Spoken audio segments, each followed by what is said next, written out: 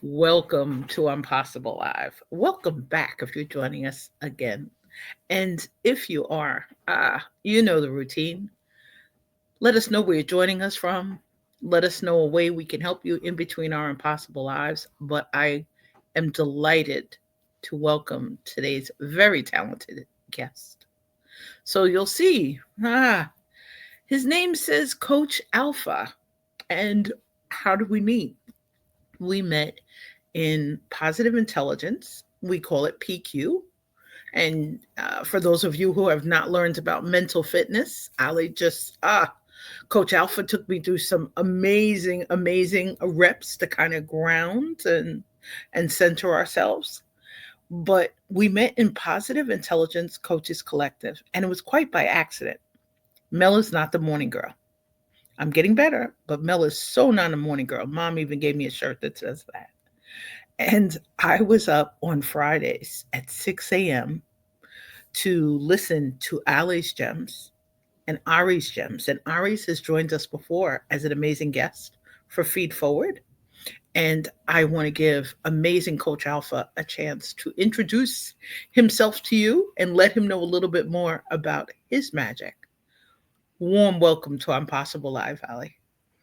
Hi, Mel. It's great to be here. Thank you for inviting me. And yes, I remember those awesome conversations with you, Aris, and other PQ amazing coaches and enthusiasts. And it's a little bit confusing. So let me address that first. My name is Ali Farahani, but I go with the name Coach Alpha, and that has its own story. Perhaps I can share it later on.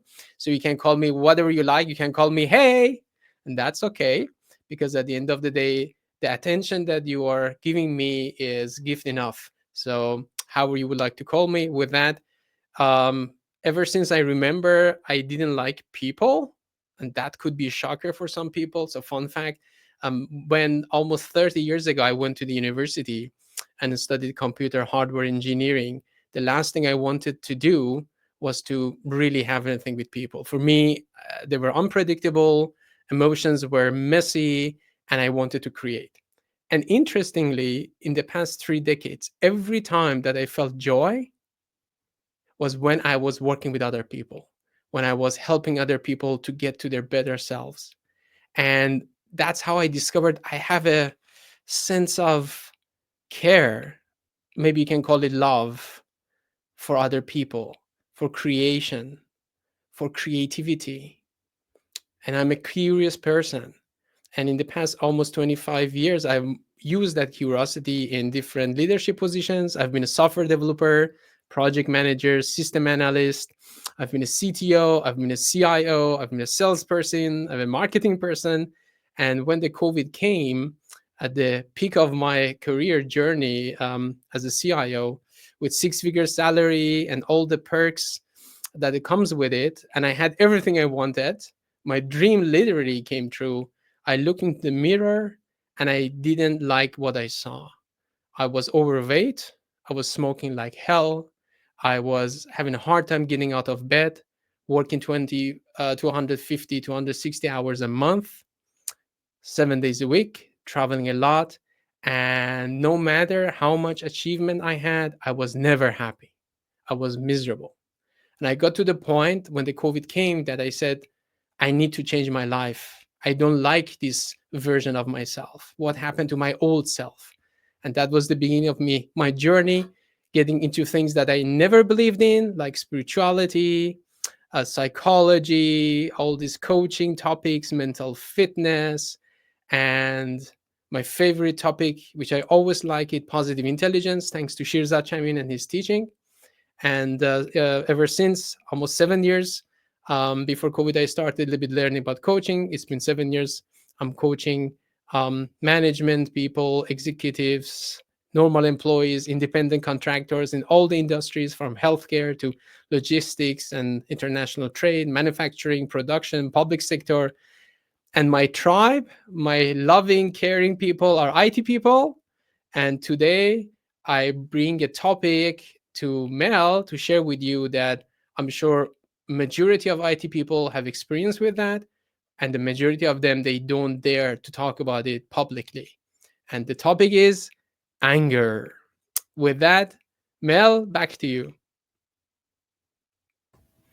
I want to thank you for suggesting such a brilliant topic. And hi, Amalia, welcome back. Welcome back, Jen. Welcome back, Christy. Thank you so much for joining us today. Ali, we're in a world that, and I appreciate it because you helped us kick off internally by grounding and the reminder to really just show up kind of and be fully present. And I think sometimes that's something that anger can help us with a pause button. We don't necessarily feel fully present. It can kind of take us out of our focus. It can it can it can remove some of the energy, the fantastic vibes that many of us carry and share with others during the day. So I think sometimes people think that anger can rob us of things, rob us of time, rob us of mental fitness, for lack of a better word, and it upsets the apple cart. What would you say are kind of some of the opposites of that, because we're in a world now where a lot of people are really angry and some of them are angry full time. It's a very good question. Um, Before I answer that, let me say three important things. Number one, I'm not one of those guys who says be positive, right? Be positive. No. Number two, I would not deny, and I'm not denying, and I would never ever deny the importance of feeling negative emotions. They're part of who we are as human beings, as a creation of the Creator, and this is a part of our system. So there's no point denying that or rejecting those negative emotions. And number three, if people getting angry and they enjoying that, I have nothing to say with them, because at the end of the day, it's all about joy for me. And there are people that are okay with being angry. So if those people are listening, there is nothing more for you to listen. Thanks for being here. And you can go somewhere else being angry. But to your point, Mel, I would say just thinking about anger, the question comes to my mind is that where is anger, right? I woke up this morning, I look around, I was not angry. I check another hour later, I was not angry. Then I got an email and wow, I started to feel anger coming up as though it was hiding somewhere, just waiting for the right moment, right? So the expression that usually we use is getting angry, as though it is somewhere going to a supermarket, buy 2 liters of anger, right, and drink it down. Um, there's a famous saying from my guru Sadhguru. He always says that anger is like a poison that you drink and you hope others to die. What a foolish endeavor, isn't it? So for me, anger is natural. Denying it is not. Suppressing that would just lead to lots of problems, from ulcer to blood pressure to burnout to frustration to passive aggressive behavior and all those things that all the people know about that. I don't think there's anybody on the call today that can say they don't know about the dark side of anger, right? And and let's talk about the light side of anger, so to say, or the alchemy of anger, right? And for me, anger is the most potent force of nature that if we just learn how to harness its power, we can do lots of amazing stuff with that. But not with the way people think about, like getting angry and getting jobs done. No, the anger comes rather than suppressing that.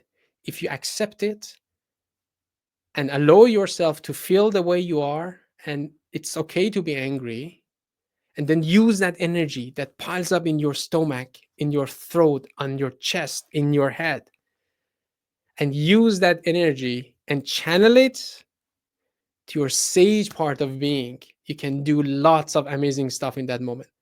But this is the part nobody talks about it. We only talks about suppressing that and not channeling that. Does that make sense to you, Mel? Ooh, boy, does it. And a warm welcome also to Christy and to Beirang, and you've really inspired wonderful Amalia to share some gems on it. So I'm gonna let you know. Oh, I am so grateful for you and for your reminder that if we learn to harness the power of our emotions, as well as to what would you say, to just give in to them and let them take us someplace else. It really can inspire our steps. Amalia has a lot to say, and I appreciate you, Amalia. Keep it coming. Amalia says the best success isn't measured by titles or hustle. It's the one that lets you look in the mirror and truly feel at peace with yourself. In this post COVID era, we're no longer sacrificing our happiness for things that don't serve us. We're redefining success on our own terms, choosing peace, purpose, and making the necessary shifts to align our lives with what truly brings us joy. Amalia, mic drop, mic drop. Whew. Ali, I love what you're saying because you're really, and Amalia is really reminding of it, the opportunity to lean into the joy lane and not necessarily from the perspective of a feeling toxic positivity, because really all of us all of us experience such really deep emotions. And Jen, more sage energies in the house. Keep it coming, keep it coming. Jen says, I love this. I try to talk to people about how anger is not dangerous. It's what we do with it that can be. As you said, Ali, it's a powerful fuel for change. It's a It gives us, powerful field for change. Absolutely. And that's where the word alchemy, we had a conversation about it before, if you remember that you were saying, yes, some people have kind of a feeling towards the word alchemy, kind of like woo woo word. But alchemy for me is transformation. That's the nature of, before we talk about modern science, right? Before this whole Western kind of approach to science and discovery of the whole universe was there, scientists were called alchemists. So, and the alchemy, although we only know a little part of that, like this pursuit of converting lead to gold, but I would say that's a metaphor. If we go deeper, there were deeper meanings in those teachings, Eastern teachings, and one of them is about transformation. Transforming something which is regarded as bad to something which is good and valuable.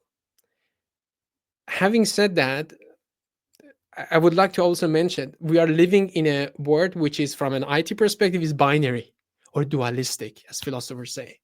When we say bad, there is no bad without good. There is no white without black or darkness, right? We need both of them. There is no hate without love. So, what is the opposite of anger? I would say joy. Joy. So, the lack of joy is anger. So, how we can hate anger but love joy?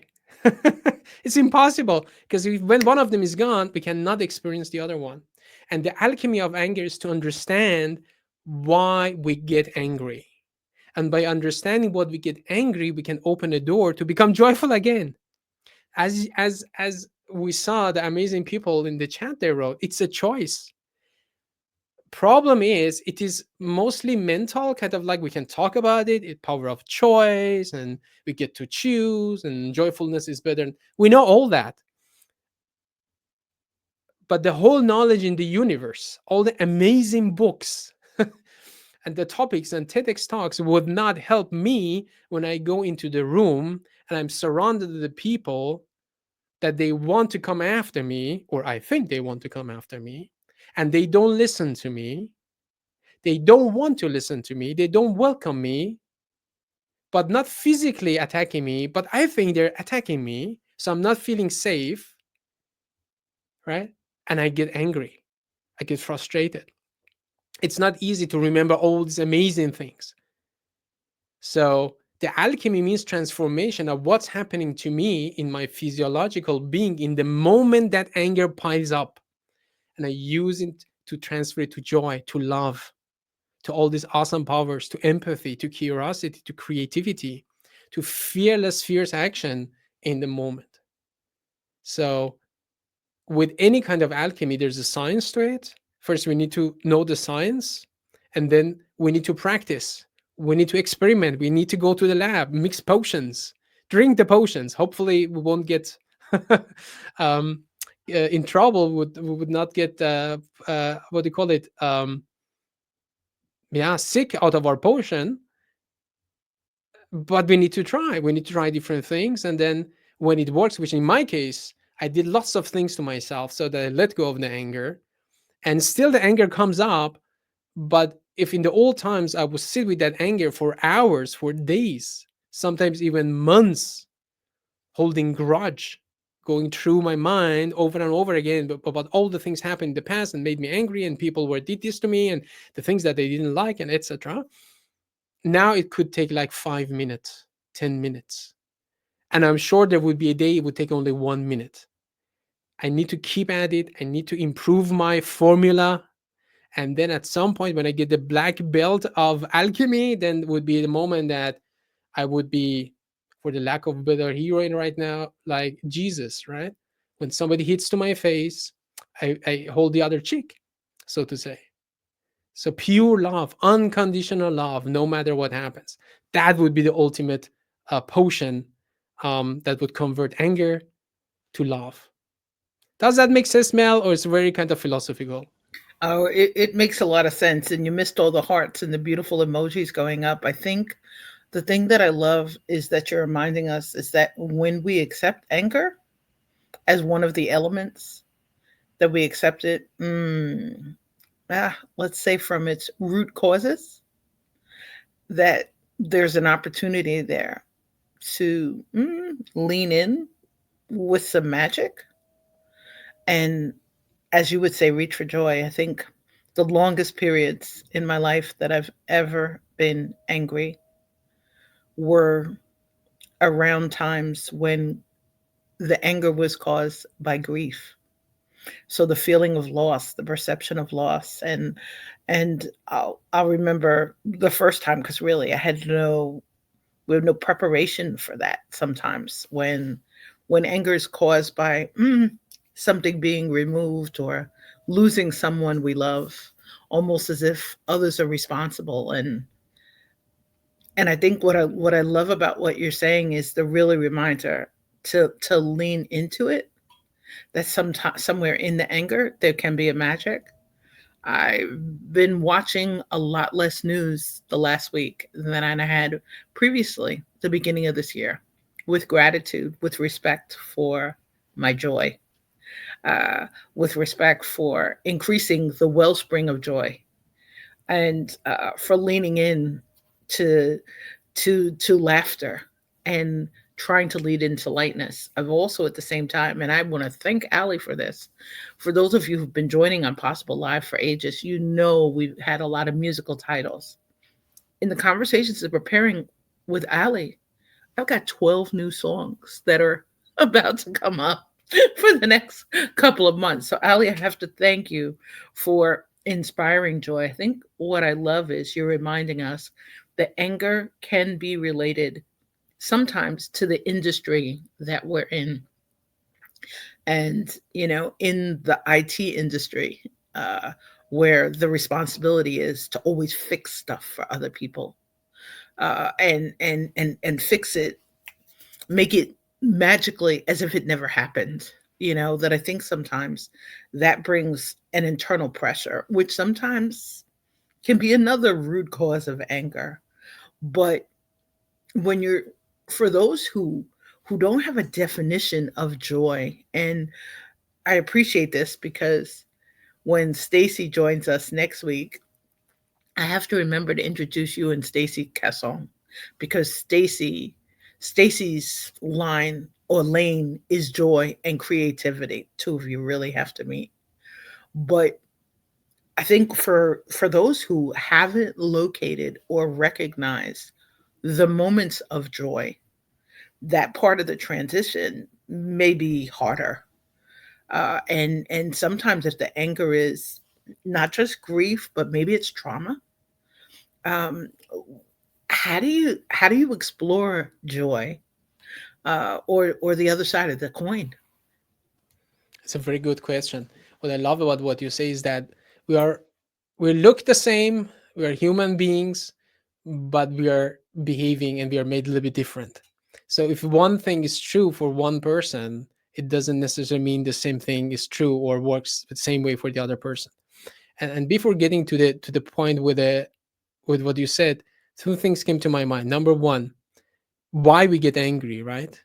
So for me, I read an article the other day. They made the research and they realized that mostly it comes from feeling of powerlessness. When we feel powerless, we get into that fight or flight mode. We get to that hijack mode in terms of positive intelligence. Our left brain, our rational brain, as I call it, the Excel sheet brain, tries over time to find all the parameters needs to process to come up with a solution, to get to the power, to get into the control. And when it doesn't find something, creates more fear, more stress hormones. We even get more into this vicious cycle. And the more and harder we try to find an answer to how we can get the power that we feel now lost, the more we get into that angry phase and overthinking and stress. So powerlessness, what comes to my mind. And in terms of IT people, I've been talking with so many IT managers in the past 3 4 years for one of my books research, and based on the positive intelligence saboteurs concept. And I realized that the top three saboteurs of almost the majority of IT managers and IT people, number one is pleaser. And the pleaser is the one which says, I'm going to forget about my needs and what I want and my happiness by sacrificing myself to the extent that all the other people in the room, in the organization, be happy, be joyful, be pleased with what I'm doing, so that at the end, they would also come and appreciate me, acknowledge the hard work I'm doing. The problem is because it's a saboteur behavior, the pleaser, the more we try to help the others and go outside our boundary, we are sending the signal that we have no worth. So the other person says, well, this guy is just a helper. And how do you treat a helper? You don't go and put it on the biggest pedestal and acknowledge them as the great leaders they are. We just say, okay, these guys wants to serve, let them serve. But from the other side of the looking mirror, we look at it and say, well, the harder we try to please these guys, we don't never get the acknowledgement, as though we have no power. Even worse, we usually, most of the organizations are seen as service providers and not a part of business. Although these days, almost most of the companies cannot survive without technology. But somehow, when it comes to being a part of the whole decision making process, we are on a second level, third level, as I call ourselves, second kind of citizens, second level citizens in the organizations. And this makes us mad. Forget about anger. This makes us mad because we really want to love and serve everybody. But all we need in return is a little bit of acknowledgement. You don't get, you get angry. And we have no power to change it. So there are lots of elements there, but long story short, powerlessness would lead to anger. And I would say in any kind of relation, this is the same thing. Like when I try to make a point right now and somebody puts in the chat, yeah, but what you're saying is nonsense, Ali. And I try to explain myself, right? But the other person still says, no, still, I'm not convinced, right? The harder I try to convince the other person that I'm right, and the more the other person would reject me, I have this feeling of I have no power in communicating, making my point heard. It is frustrating. I get angry. See again? Because I feel I have no power. Does that make sense to you? It does, and Jen has an amazing comment about Jen saying she wants to play with this more. And as a young activist, she used to be in the streets at rallies and marches, yelling into the echo chamber and staying in her victim saboteur.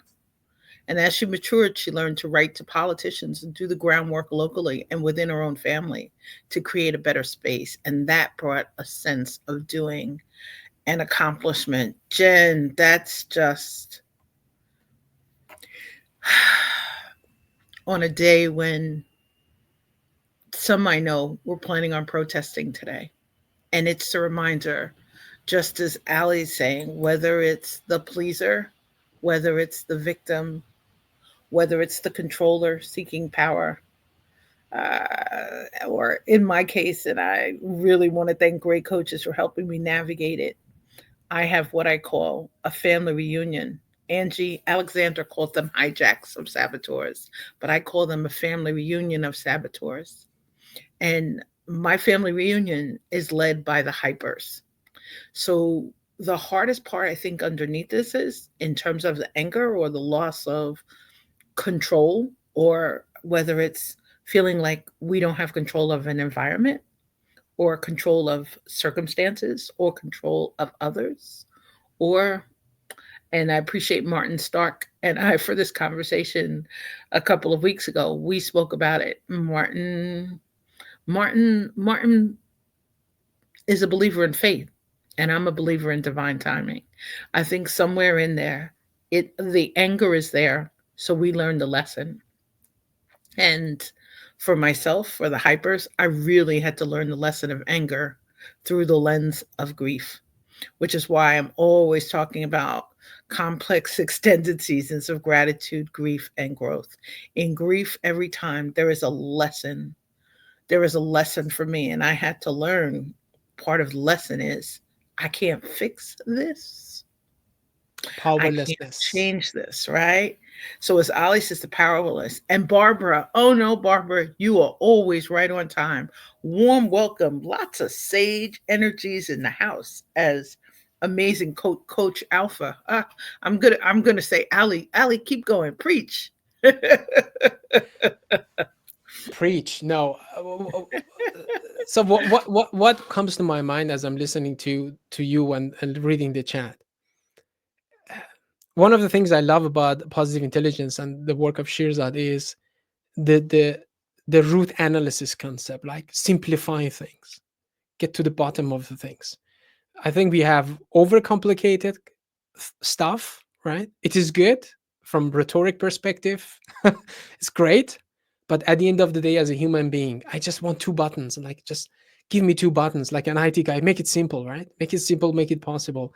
If now that I know the anger comes when I'm feeling powerless, and then different kind of saboteurs, pleaser, controller, victim, hypervigilant gets activated to protect me, and knowing that, yeah, they might be able to help me get out of this situation, using that destructive force of anger, but I would never become joyful. And why on planet earth anybody wants to be joyful? I think that's the question. And the answer is, well, I don't know about you guys, but as a engineer, the moments of joy, as Mel was saying, that as an early child, was when I was playing in the garden or was in the cellar, putting stuff together, building stuff, creating stuff, getting to my creativity, and then taking this piece of creation to my parents and says, pops, look at what I have made. And if it was my grandfather who would come unconditionally and say, wow, look at you, how masterful you have built it. Oh, look at the colors you have used. Oh, look at your creativity part of it, right? What is this? And I remember one of my uncles that, I think my judge saboteur has something to do with the poor soul of my uncle, rest in peace. And he would immediately start, and he was an engineer too, he has a PhD. He would come immediately and say, "Hmm, I don't think the dimensions are correct, or I don't think the material used is the right material, or come on, you always make this piece of junk when you get to the next level." And because for me, he was a figure of authority, he was a successful person, without me knowing, I would put more weight into what he would say than what my grandpa would say. 40, 50 years later, I remember what kills joy is critic, going and looking at all the things that you don't like about something. So I go and try to make a point, and the other person says, no, I don't agree with you. And immediately there's this energy piling with me. How dare you telling me you don't like me? But why? Why? Why should I care what other people think of me? Why I give the other people the privilege to make me feel things? So, and this is something which really helped me get out of the burnout during the COVID time and get to where I am now as a coach. And that was this conversation that my guru had in one of his speeches. Somebody said, well, I get angry, I don't know what to do, how can I manage my anger? And he said, right now you're sitting here, there is no anger, do you feel angry talking to me? Person said, no. Good. But then sometimes you get angry, means somebody does something to you. Do they come and put a knife on your back or put a gun on your head or take your stuff away? No. So how come? Who's doing this thing? And the answer is that you're doing this thing to yourself. But you give the other people the circumstances, the elements, the universe, the destiny, the government, your spouse, your children, you yourself, the the the power to take your power away. So if I am doing this to myself, I thought to myself, then I can stop it, isn't it? I might not have no control over other people, but at least this one, there's only one of me. I should be able to come to some terms with me. And that was the beginning of me realizing that when I make something so important for myself, that my identity, my I entity becomes attached to that outcome or that response. And when I don't get what I wanted, what I desired for, then I get angry. And then I said, so it's very simple. I would not get attached. And of course, I remember those days there was this kind of nagging thought that the saboteur's judge thought that, but you would not be able to achieve anything in life because if you don't care about the outcome, you would not get into doing stuff. And that was a lie. That was the biggest lie I ever told myself. And just realizing that's a lie and get to the truth of that was life changing for me. But before I get to that part, back to Mel and the people in the call. What's coming up for you when I say these things? Oh boy, I just want to really thank you because you're reminding us that underneath this, with everything external, all of the internal stuff, when I first started exploring positive intelligence, I had a hard time seeing my judges. I and I think sometimes in the process of anger, we're frustrated because we we maybe feel like we're missing a part of the puzzle. We're missing a reason why it doesn't work. We're missing why we feel something has removed our power or our ability to change outcomes. And and I think somewhere in there, and I really love that you mentioned this, there's an industry definition of this. There are cultural definitions of this. There are, the world, the global perspectives. And anger sometimes really is situational, where we don't feel necessarily that we're in the right sacred space at the right time. We're questioning something. And I think sometimes that's one of the hardest parts when we feel anger. We don't really look at what the root cause is. We may feel that something was done to us. And I really appreciate in your invitation to lean in and explore the other side of joy, that there's an opportunity to, as they would say in PQ, to find a gift. Somewhere in that anger, there's that gift of learning, there's that gift of knowledge, there's the gift of opportunity. And sometimes I think as you're suggesting to us, there's a gift of creativity. There's a whole nother side to it.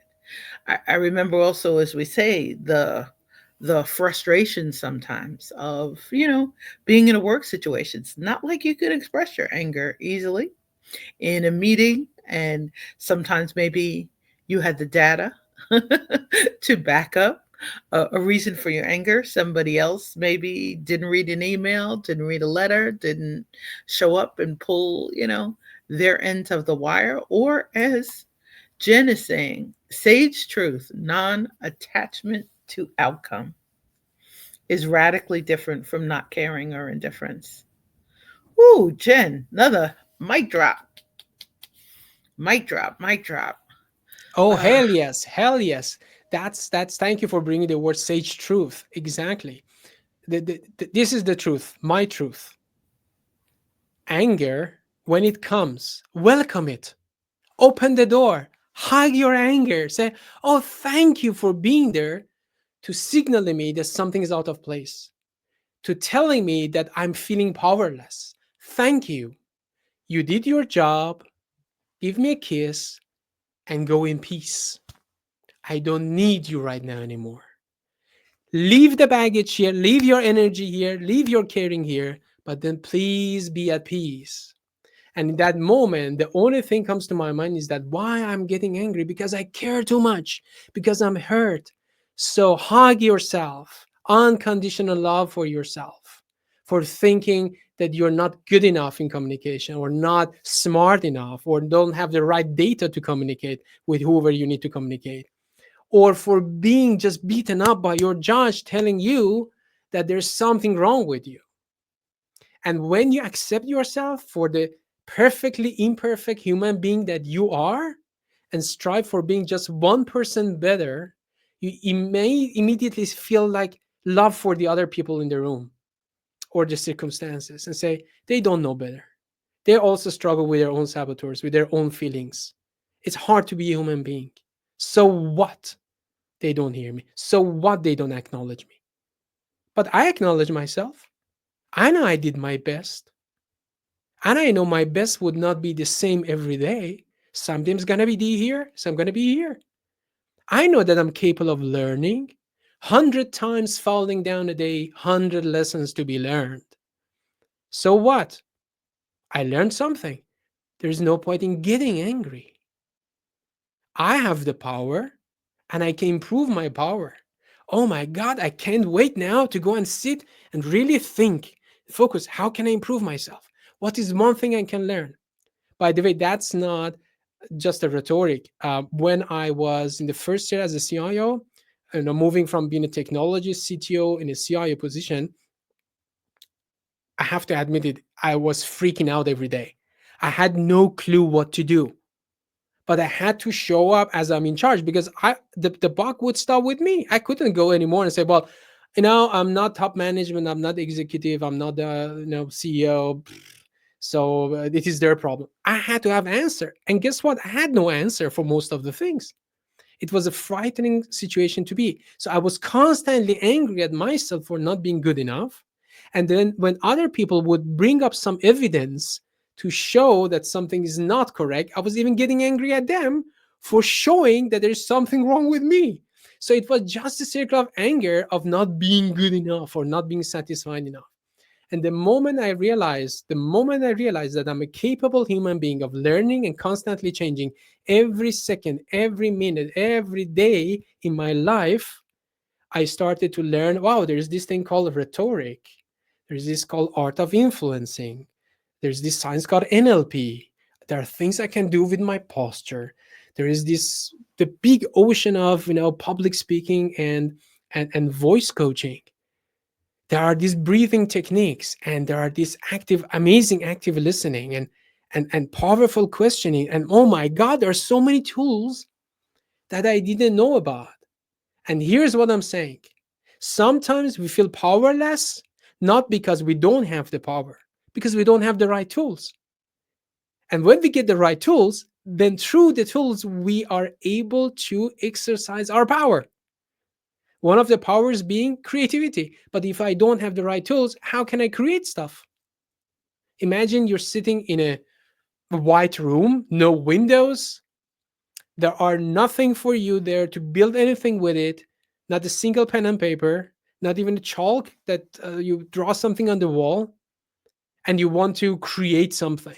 How you can create if you don't have the tools, right? So you need the tools, and the tools for moving from anger to joy is to accept yourself for who you are and not giving to the anger and not deny the anger. As I said, open the door, hug the anger in, appreciate it for bringing the message, this big big parcel for you of gifts and opportunities, and then send anger go home, and then open the box. So, oh my God, this means I can become better in public speaking, in communication, strategic thinking, in data analytics, right? Or, oh, I realized this is not the right job for me. Oh, thank you. If the anger would not come there, I would never realize that I made to become a movie star, a TV show host, rather than, I don't know, CEO of a company. So with that, I want to get back to Mel and say, from all the things I said, what would be one thing which was new to you? What I love is the reminder that it's not just the lens with which we look at, it's sometimes a tool that we bring out to kind of frame the experience. I had the pleasure of seeing an amazing speaker recently at a conference, and she had a table full of hammers. And her point of the hammer was the lesson to all of us that if you're trying to solve a problem, people are looking for the tool that will solve it.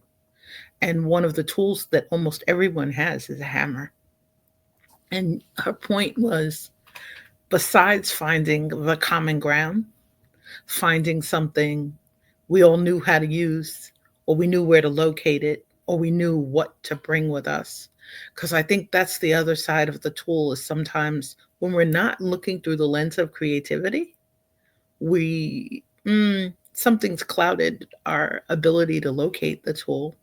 And hopefully there's somebody in the room or in the culture or in the environment with the correct lens to do that. Ollie, I'm loving our conversation. And before we leave our amazing listeners who are joining us live and on replays, let's let them know where to find Coach Alpha. How do they find you and stay in touch with you? Whether they're on LinkedIn or are you on other platforms, and how do they just stay in touch with Coach Alpha for more of these amazing gems? I'm honored, Mel. Well, the only platform I'm in is LinkedIn. You can find me there. And here's now the backstory about why Alpha. My first name and last name, if you search it in Google, you're gonna find 1001 Ali Farahanis. And the reason is the Farahani is a name of a region in central Iran, which goes back 4,000 years ago. And whoever was born or is kind of related to the people who live there, they call Farahani because Farahan is the name of the village. So an I at the end means coming from that village called Farahan. So it's a very famous region in Iran. And the moment you search for Farahani, you were kind of like related. And Ali Farahanis are lots of them. We have dentists, we have politicians, we have musicians, we have IT people a lot. So it is very difficult for people to find me. And therefore, in one of the moments that I was doing deep meditation during the positive intelligence training, came to my mind that, well, first name, last name, abbreviation, Alpha, Ali Farhani. And that's how I became Alpha. And with that, if you go to the LinkedIn and you search for Ali Farahani with a star at the end, or search for Coach for IT with the URL which is on the screen, you're going to find me. Just drop me a message there, and I would love to engage with you. And for my IT tribe, for my beloved peers, I'm working on a podcast called The Angry IT Guy. And it's going to be a series of podcasts. At the moment, I'm in the process of writing the script. And there I'm going to talk about the things that we all feel as IT people, but apart from talking among ourselves, we never dare to speak about it freely with our managers, within our company, or even on public platforms. And I don't want to be fearful anymore. And I want to give the voice to all those people that I know they're suffering silently in their silos. And hopefully, we get to the point that we can start talking about the things that bother us and find a way how we can convert and transform those negative emotions into gems of growth. With that, back to Mel. Ali, I'm cheering you on, and we can't wait for your podcast as well as for more of your gems. But I want to give you an open invitation to return whenever is good for you to come back and join us again for Impossible Live. This amazing gentleman, listening to your wisdom at 6 in the morning when I had no other distractions. Ah, what a rich, rich. There's such a rich opportunity to lean in and to really appreciate your gems. I appreciate you too because you're reminding me also. Stacy's about to join us and she picked the song We Got the Power. And here's Ali today speaking about how we feel powerless sometimes in a world. And the reminder to claim that power as if it's a gift, just like finding its magic, finding the alchemy, whether you believe in science or you believe in magic or you are looking to redefine joy. Ali, definitely.